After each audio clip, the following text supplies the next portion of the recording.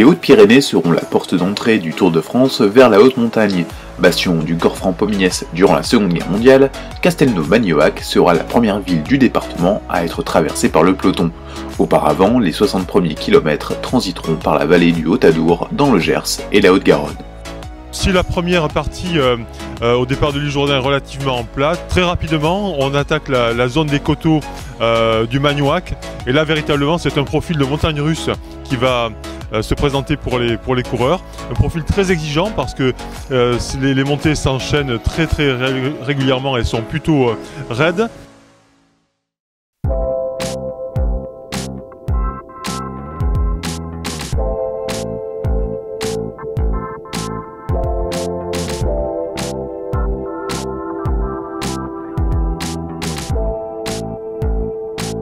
Bien que vallonnées, les routes du plateau de Lannemezan pourront servir aux échappés pour creuser leur avance, car face au peloton, plusieurs minutes seront nécessaires au pied du col d'Aspin pour espérer décrocher la victoire. Avec la montagne en toile de fond, toute cette première partie d'étape traverse des villages typiques et invite à la découverte de la nature et du patrimoine haut-pyrénéen. Le rythme sera à peine coupé par la côte de Cap-Verne située à 46 km de l'arrivée, mais avec ses faibles pourcentages, la difficulté ne devrait avoir aucune incidence sur le cours de cette étape.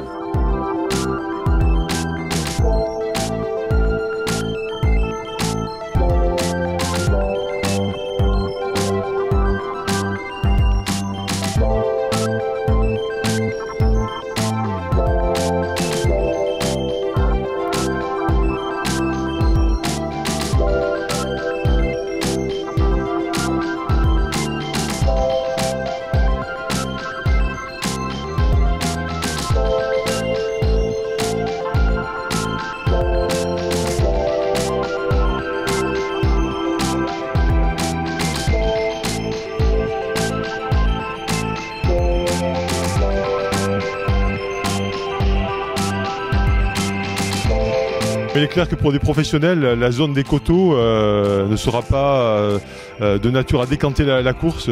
Ça monte très souvent, mais il y a de véritables toboggans qui permettent toujours de revenir sur certainement des échappées.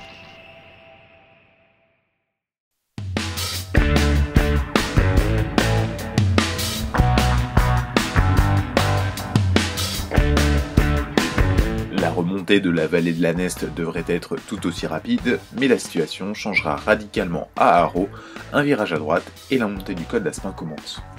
Après 140 km de course ici au pied de l'Aspin, il est possible que la course soit encore compacte et qu'elle prenne l'allure d'une course de côte. Donc eh bien, il y aura 12 km d'ascension de ce col de première catégorie pour espérer faire la différence.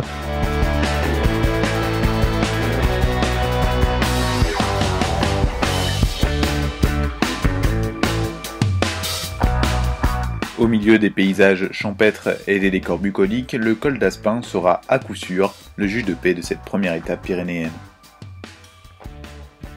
Alors, le col d'Aspin est un col qui offre des pentes assez régulières, avec une portion à peu près dans son milieu de 2 km à 9%, assez redoutée des cyclistes.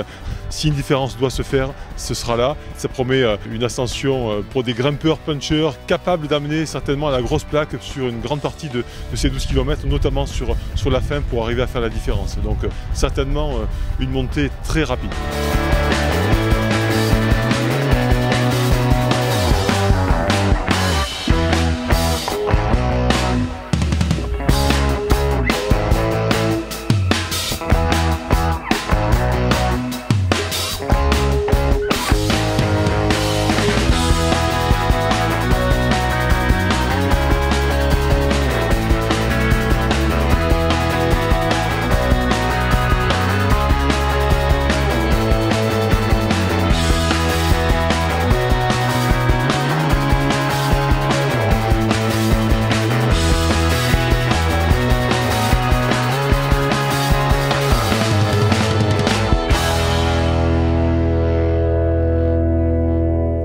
Pour rejoindre l'arrivée depuis le sommet de l'Aspin, 5 km de descente, une descente très technique avec des successions de virages vraiment serrés et des courbes en épingle. Donc vraiment on peut faire des écarts sur cette descente même si elle est uniquement de 5 km. Et puis 2 km pour rejoindre cet immense plateau de Payolle et le lac de Payolle qui se trouve dans un des plus beaux sites nordiques des Hautes-Pyrénées. Ça promet une magnifique arrivée avec une ligne droite d'au moins 500 mètres qui sera parfaitement adaptée pour cette grande première du Tour de France, ici même à Payolle. Triomphe d'un puncher, victoire d'un baroudeur, arrivée en solitaire ou sprint en petit comité, aucun scénario n'est à exclure pour cette première étape pyrénéenne qui s'annonce bien indécise.